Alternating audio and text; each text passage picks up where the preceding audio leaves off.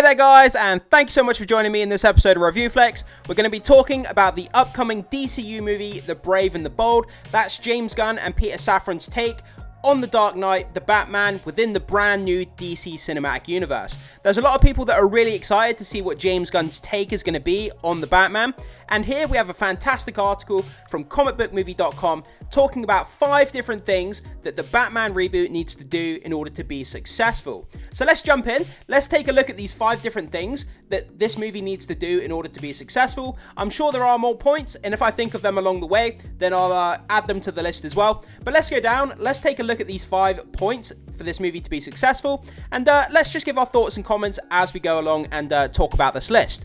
So like I said, this comes to us from comicbookmovie.com. The Brave and the Bold, 5 things DC Studios must do to make the Batman reboot a success. The only thing I keep thinking of at the moment, because Robert Pattinson's The Batman and the Penguin and that kind of crime saga that Matt Reeves is building, it's becoming so successful and people are loving it. So The Brave and the Bold, the Batman reboot that's coming to the DC universe, James Gunn is going to have a hard time trying to compete with Matt Reeves' The Batman franchise. It's almost like DC's going to be competing with itself to some degree. I know a lot of people don't agree with that, but that's kind of my take. So it's almost like DC is competing against itself with its own character to some degree, because there's going to be a lot of comparisons between James Gunn's Batman and then Matt Reeves' Batman as well. There's going to be people comparing it, you know, if one's better than the other. But anyway, with that side note, let's go down and take a look at this list of 5 things the Batman needs to do. So, starting off at number 5, new villains. Absolutely. It seems that when Batman movies come out, it seems like we kind of rehash the same villains over and over again. So having new, fresh material with new villains that we're not used to, that we haven't seen, something that we can do new, bring some new characters to the screen, have the Batman mythology play out in a different way, that will keep it fresh, that will get new fans on board, and just keep things new and exciting, I think. So, with Riddler, Penguin, and Joker, even Reeves seems to be heading down the route of utilising villains we've seen on screen countless times before. It's true that most of the Dark Knight's foes have already shown up in theatres, but what about the likes of Poison Ivy, Mr. Freeze, Hush, The Court of Owls, Hugo Strange, and even Man-Bat? I would love to see Man-Bat in a Batman movie. That would be so damn cool, having Man-Bat. Simply put, there are plenty of options beyond, say, the Clown of Prince of Crime and Two-Face. The thing is with Man-Bat, it depends on the kind of the groundedness of your Batman universe. It's like with this Matt Reeves, the Batman movie universe that they've got going on, having Man-Bat, that's too kind of out there. It wouldn't fit into the universe because Matt Reeves, the Batman, is very grounded, so having a Man-Bat wouldn't really fit. But then if James Gunn is going to go the more fantastical route with his Batman franchise, then having Man-Bat show up or being part of the mythology of his Dark Knight could make sense, and it could be something fun. So we'll have to wait and see how the mythology is and how fantastical he wants to go with the Batman, his DCU Batman, I should say. It's not just about seeing different villains on screen either. By focusing on different threats to Gotham, the Brave and the Bold can explore dynamics we haven't necessarily seen on screen before. That's exactly what I was saying at the beginning. Keep it fresh, look at the Batman mythology from different angles that, you know, different villains are going to do different things that maybe we haven't seen on screen before. Keeping it fresh, keeping it new, keeping it exciting, and just changing up things from the way that we've done things in Batman before. Sure, you can always tell another Joker story, come on. Let's see how Batman copes with fighting Killer Croc in Gotham sewers, or the madness of Professor Pig brings to the table. My all-time #1 villain of Batman's Rogues Gallery is Killer Croc, and I want to see Killer Croc in live action. I want to see Batman fighting a gigantic Killer Croc. I need it, I want it. James Gunn, make sure you give it to me. So, number 4.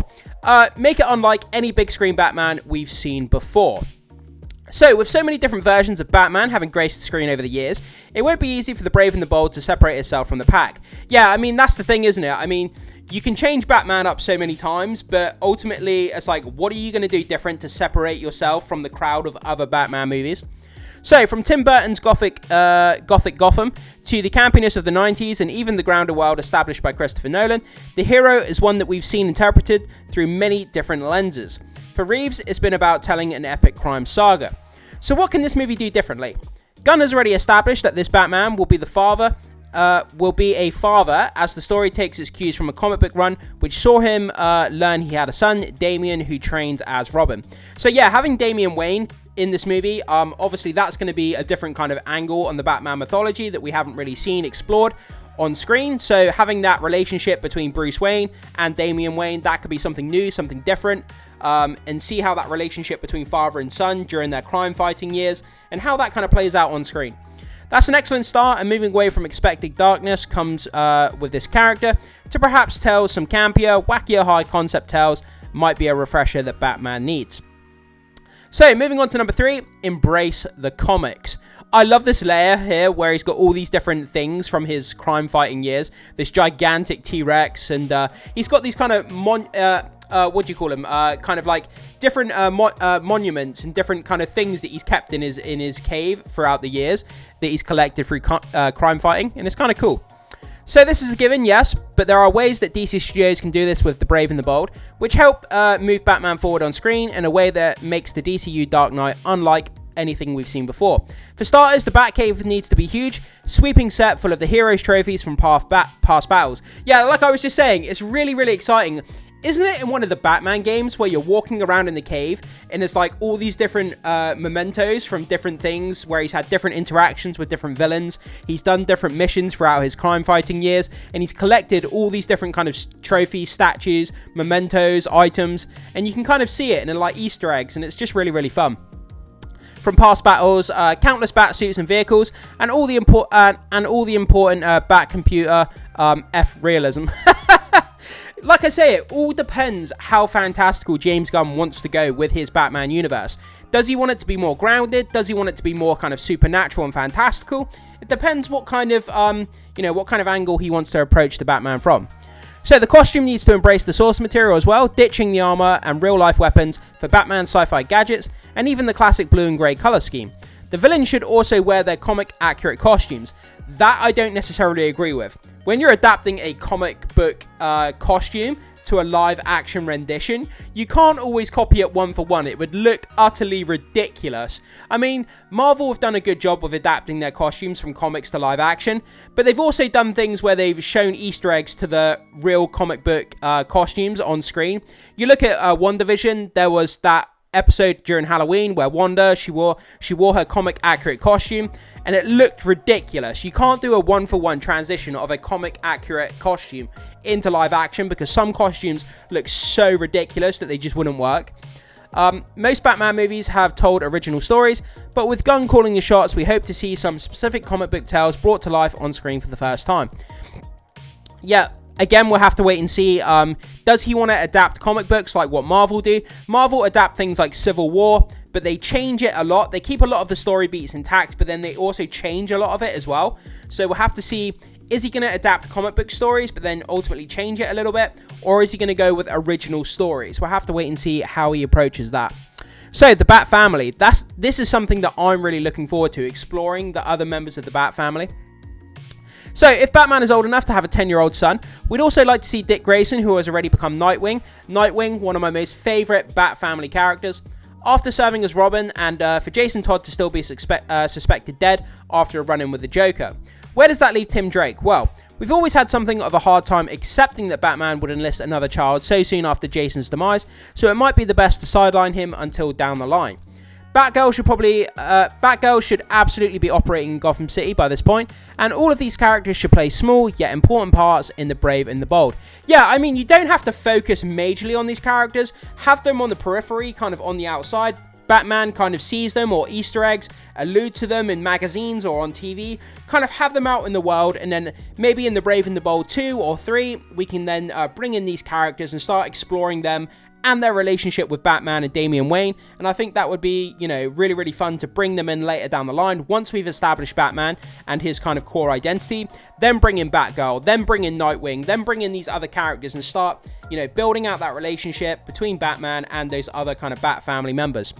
So, in Jason's case, the stage can be set for future stories. Under the Red Hood, that's a story that most Batman fans really want adapted in live action. That would be an incredible story. It's crying out for a live action treatment, like I was just saying. And the likes of Nightwing and Batgirl should headline spin-offs. These relationships deserve to be explored on the screen again. Like I was just saying, establish Batman himself, get the audience familiar with James Gunn's Batman in the DCU and Damian Wayne, and then start building out those relationships with the other members of the Bat family as we go into The Brave and the Bold Part 2 and Part 3 potentially. And then this brings us to number 1 on this list, flesh out Bruce Wayne's world as well. So over the years, it feels like Bruce Wayne has become increasingly less important to the stories told in the Batman movies. Heck, in the Batman, the billionaire had pretty much completely given up being Bruce.